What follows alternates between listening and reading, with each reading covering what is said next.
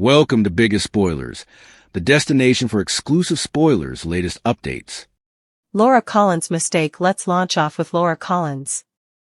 The woman doesn't know how Professor Henry Hank Dalton ended up in her box. Still, indeed if she had called the police, it wouldn't look good. Laura intimately hovered Dalton over Rocco Falconeri. Also, there's Laura's association with Sonny Corinthos, which Ezra Boyle, Drew Kane, and Jen Sidwell all would love to exploit. Sonny Corinthos had Jason Morgan handle effects for Laura. Still, she seems to make a mistake. The mob master warns her in an exercise clip for Monday that she just opened them both up for felonious charges. Marriage offer. It's also teased that there will be a marriage offer. For some reason, I'm wondering if this could be Marco Rio, who proposes to Lucas Jones. We know that Marco literally just asked Lucas to move by, which he agreed. Also, an exercise clip for Monday shows Lucas telling Elizabeth Liz Baldwin that 1 nanosecond everything is fine, also the coming, it's gone. Still, I wonder if Lucas could have the wrong idea. I could also see Marco proposing to Lucas to cover himself fairly in some way. Britt Westbourne appalled. General Hospital spoilers reveal that Britt Westbourne saw Sidwell shoot Hank right in front of her. The villain also advised Britt what happens when people betray him. The brunette is formerly having flashbacks, so this could add to her PTSD. Britt came near to telling Jason the verity, but also Sonny called. Latterly in the week, Britt will be floored. So, Sidwell must admit that he'd Hank's body put into the mayor's box. Still, she seems to be in way too deep formerly to get out. What differently to anticipate Liz goes to club for Willow Tate. Latterly, Michael Corinthos explodes. Lulu Spencer demands answers. Meanwhile, Portia Robinson has a new reason to worry.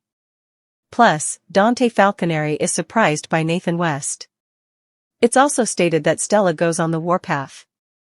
General Hospital spoilers allude that Willow Tate and Drew Kane could be gearing up for their coming marriage disaster. Will the bridegroom and bachelor's do-over go horribly wrong? GH suckers know Drew hasn't given up on the idea of marrying Willow and erecting a real future with her. Effects got off track when Willow set up about Drew and Nina Reeves' sizzling hassles, which led to her calling off the marriage in the middle of the form.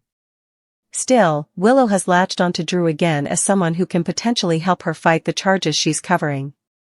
Drew believes Willow is innocent, which works in her favor since he's the man she's indicted of firing. During the week of November 24th to 28th, Drew will show Willow just how important faith he has in their love and new chapter. After Drew proposes formally more, Willow just might accept and agree to make a frenetic gusto to the balcony. Drew may suppose it's important to rush this marriage so that they can stand together as Mr. and Mrs. Drew Kane in that courtroom. Of course, there's no guarantee Willow and Drew's alternate marriage form will end in their union.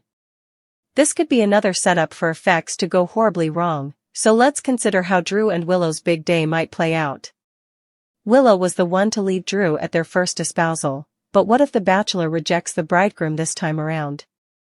At some point between now and the coming marriage attempt, Drew might have a terrible memory flash from that night. Perhaps Drew could flash back commodity that suddenly leaves him convinced Willow is shamefaced after all. There might indeed be some other new substantiation that shells against Willow in the end. However, he might move ahead with the form and cheapen her the same way she lowered him, if Drew ultimately comes to believe Willow was indeed the shooter. Can you imagine Willow's face if Drew stops the marriage to call out her guilt and contend she's going down for her crime? General Hospital spoilers suggest Drew and Willow's marriage plans could lead to some curveballs, so stick with us for updates on any bad news that might be brewing. In the sprawling, interconnected tapestry of Port Charles, no action exists in a vacuum. A single misstep, a buried body, or a whispered threat can send shockwaves through the entire community, leaving a trail of shattered lives and moral crises in its wake. The current spoilers for General Hospital paint a picture of a city on the precipice, where its most prominent figures are facing their own personal baptisms, ordeals of fire and water that will test their integrity, their relationships, and their very freedom. At the center of this gathering storm is Mayor Laura Collins, a woman whose sterling reputation is about to be submerged in a scandal not of her making. Her predicament acts as the catalyst, setting off a chain reaction that ensnares the vengeful Drew Kane, the traumatized Britt Westbourne, and the precarious couple, Willow Tate and Drew himself, in a complex dance of encouraging words, angry threats, and the desperate search for redemption. Laura Collins, a baptism in the trunk of scandal. The ordeal of Laura Collins is a masterclass in dramatic irony and the perils of perception. Here is a character widely regarded as the moral compass of Port Charles, now finding herself in a situation so damning that even the truth may not be enough to save her. The discovery of Professor Hank Dalton's body in her car trunk is not just a problem, it is a catastrophic event that threatens to undo a lifetime of good works and trusted leadership. The spoilers highlight the perfect storm of circumstantial evidence converging against her. Her public threat against Dalton over his role in endangering Rocco Falconeri provides a powerful motive.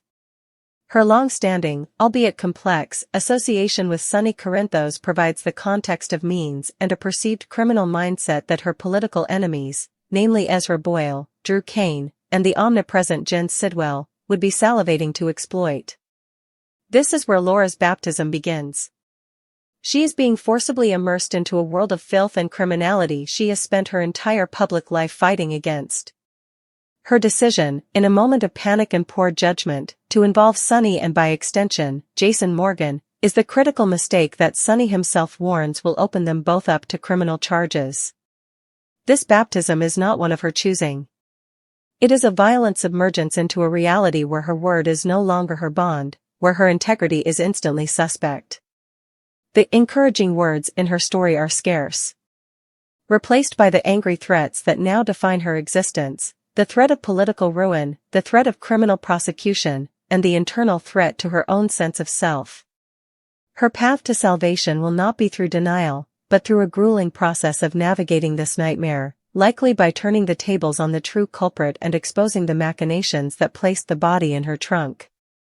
She must emerge from this baptism not just exonerated, but having proven her resilience in the face of a meticulously engineered downfall. Britt Westbourne, a baptism of fire and fear. If Laura's baptism is one of public scandal, then Britt Westbourne's is one of pure, unadulterated terror. Witnessing the cold-blooded murder of Hank Dalton by Jen Sidwell is a trauma that has seared itself into her psyche. The spoilers indicating her subsequent flashbacks and appalled reaction to Sidwell's confession about planting the body confirm that she is drowning in the aftermath of this violence. Sidwell's warning to her about the consequences of betrayal is not just an angry threat, it is a definitive statement of her new reality. She is trapped, a pawn in a game far more dangerous than any she has ever known. Britt's near confession to Jason Morgan was a flicker of hope, a potential lifeline thrown in the midst of her submergence. Sonny's untimely phone call that prevented it was the wave that pulled her back under. She is now in way too deep, a phrase that perfectly captures the feeling of a baptism gone wrong, the moment when the ritual of cleansing becomes a fight for survival against an overwhelming current. Her PTSD is not just a psychological condition, it is a symptom of her baptism by fire. She has seen the true face of the evil she is dealing with, and the image is inescapable. The encouraging words for Britt are currently absent, existing only in the potential of what could have been had she reached Jason. Now, her story is dominated by the threat. Her path forward is perilous, to remain silent is to be complicit and live in fear, but to speak out is to risk everything. Her redemption and survival will depend on finding a way to navigate these treacherous waters, perhaps by becoming a silent informant or gathering evidence against Sidwell from within the lion's den. Her baptism is one of courage, forcing her to find a strength she may not have known she possessed to escape the shadow of Sidwell's gun. Drew and Willow, a baptism of deception and doomed romance. The most complex and psychologically charged baptism unfolding is that of Drew Kane and Willow Tate, a couple hurtling toward a marital union built on a foundation of lies, manipulation, and potentially, repressed violence. Drew's renewed marriage proposal and their rushed plans for a do-over wedding are not the hallmarks of a healthy relationship, they are the desperate acts of two people seeking to use matrimony as a shield against their crumbling realities. For Drew, this marriage is the next logical step in his performative redemption. Having been confronted about his moral decay, he is attempting to construct a public-facing image of a stable, loving family man. Marrying Willow, the woman he publicly defends, is a political and personal statement. He is attempting to baptize himself in the waters of domestic normalcy, hoping to wash away the stain of his association with Sidwell. The encouraging words he offers Willow about his faith in her innocence are, in truth, a reflection of his own desperate need to believe in a narrative where he is the hero, not the villain. He is encouraging her as a means of encouraging himself. For Willow, the situation is even more dire. She is latching on to Drew not out of deep, abiding love, but as a lifeline in her legal battle. Accepting his proposal is a strategic move, a baptism into the protective custody of the Kane name and influence. The spoilers that suggest Drew might later remember something or see new evidence that convinces him of her guilt introduce a devastating twist. This sets the stage for a baptism of humiliation for Willow.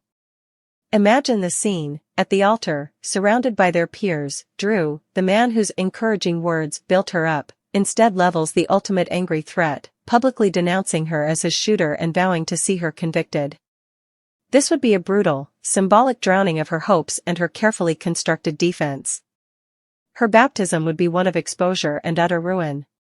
Conversely, if the dissociative identity disorder theory holds, the stress of the wedding could trigger another fracture, leading to a different kind of public spectacle, one of tragic, mental unraveling rather than calculated vengeance. Their shared path is a baptismal font filled not with holy water, but with poison, and partaking in it promises not renewal, but mutual destruction. The ripple effect, a city preparing for immersion. The spoilers hint that these central baptisms will create powerful ripples throughout Port Charles. Elizabeth Baldwin going to bat for Willow. Liz's advocacy represents a flicker of genuine encouragement for Willow, an attempt to throw a life preserver to a friend she believes is drowning in false accusations. This sets up a poignant conflict, pitting her compassion against the eventual, possibly revealed, truth. Michael Corinthos's explosion. As Willow's former partner and the father of her children, Michael's explosion is inevitable. His anger will be a volatile mix of protective instinct and personal betrayal, adding another layer of angry threats to the atmosphere surrounding the couple. Lulu Spencer demands answers. Lulu's quest for truth is a microcosm of the audience's own desire for clarity. Her demands are a narrative tool to force revelations and ensure that no baptism, whether Laura's scandal or Drew and Willow's wedding, concludes without the truth coming to light. The Lucas and Marco dynamic. The potential proposal from Marco to Lucas introduces another facet of baptism, one of potential manipulation. If Marco is proposing for legal protection, as the spoilers suggest, then he is seeking to baptize their relationship in the cynical waters of self-interest, a stark contrast to the romantic ideal. Lucas's line about everything being fine one minute and gone the next is a prophetic statement that could apply to nearly every character in this saga. Conclusion, the cleansing fire to come. Port Charles is a city collectively holding its breath, standing on the bank of a river of impending revelation. Laura Collins is being pushed in by unseen hands, fighting to keep her head above the murky waters of scandal. Britt Westbourne is already submerged, struggling against the current of Sidwell's threats. Drew and Willow are poised to jump in together, unaware that the waters are teeming with the sharks of past crimes and future betrayals. The themes of baptism, encouraging words, and angry threats are not just literary devices, they are the engines of the storyline. The baptisms these characters face are not cleansing, they are ordeals of exposure. The encouraging words are often manipulative or self-serving.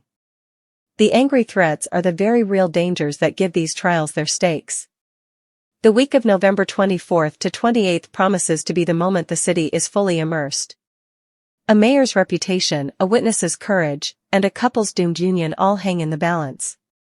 From this turbulent baptism, the true characters of Port Charles's citizens will emerge, scarred, perhaps, but with their motivations, alliances, and secrets laid bare for all to see.